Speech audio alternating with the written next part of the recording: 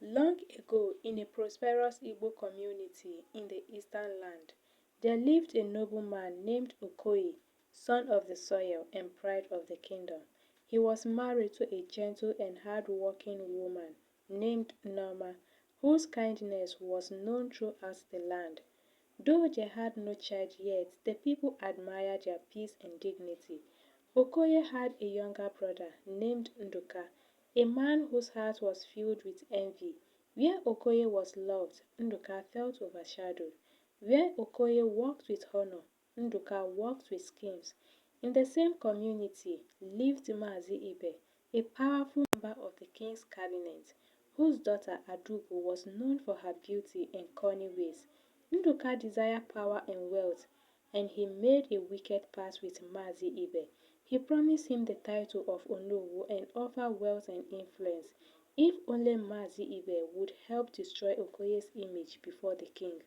As part of the plan, Nduka also promised to marry Adugo and give Mazi Ibe two plots of land if he could convince the king to banish Okoye from the land.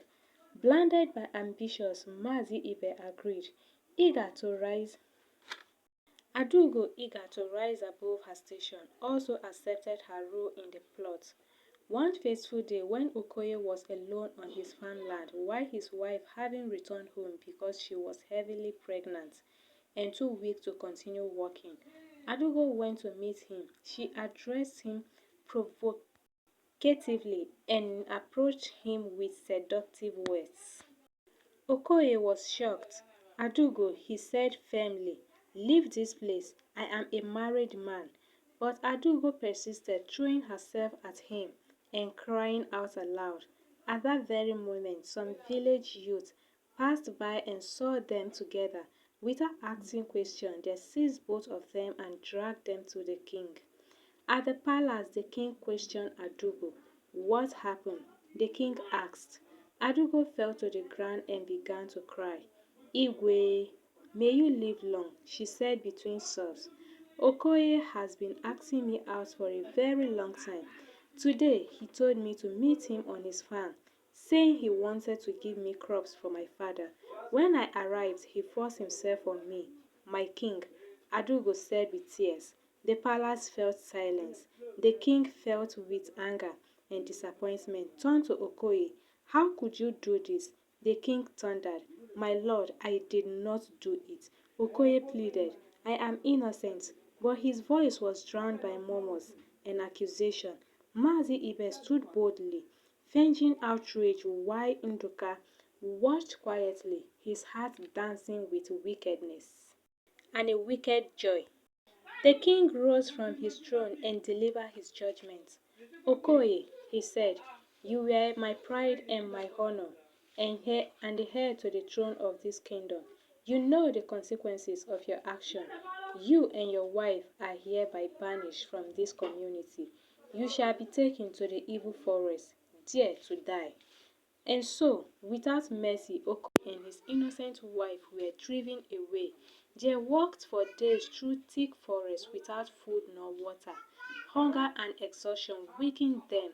Just when all hope seemed lost, they found a small stream. They drank from it gratefully, praising the gods for mercy. That night, Norma went into labor. Under the cold moonlight of the evil forest, she gave birth to a bouncing baby boy. Smiling weakly, she held the child close and whispered, "His name shall be called Obinna, the father's heart."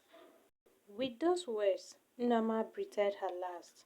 Okoye wept bitterly, burying his wife beneath a tall tree alone in the evil forest. He raised Obinna with love and patience. As the boy grew, Okoye told him the story of their banishment, the lies, the betrayal, and the names of their village. For 19 years they lived together until sickness claimed Okoye's life. Obinna buried his father with his own hands and stood alone in the world. Determined to survive, Obinna continued his journey through the forest until he found himself in a strange land, Akwa Ibom. The people spoke a language he did not understand. His clothes were torn, and he wore his father's old garments. He greeted the first woman he saw, saying good afternoon in Igbo, but she did not understand him. Neither of them could communicate. That night, Obinna slept in a quiet corner of the village. At dawn, he followed some men to work. They gave him small job, and for the first time in his life he touched real money. Joy fills his heart. For 3 days he worked and returned to the same spot to sleep. One of the men, Samuel, noticed this and followed Obinna. One evening, seeing where the boy slept, Samuel's heart was moved with pity. He took Obinna into his home. There, Obinna narrated everything: the false accusation, his mother's death, his father's suffering, and his lonely journey throughout the forest. Samuel comforted him and promised to help him find his roots someday. Samuel enrolled Obinna in a primary school, then secondary school. Obinna was brilliant. He passed his WAEC and NECO with a flying colors. Thank you for watching this masterpiece. Please do well to subscribe to my channel so you can get notified anytime I drop a new story. Thank you and bye.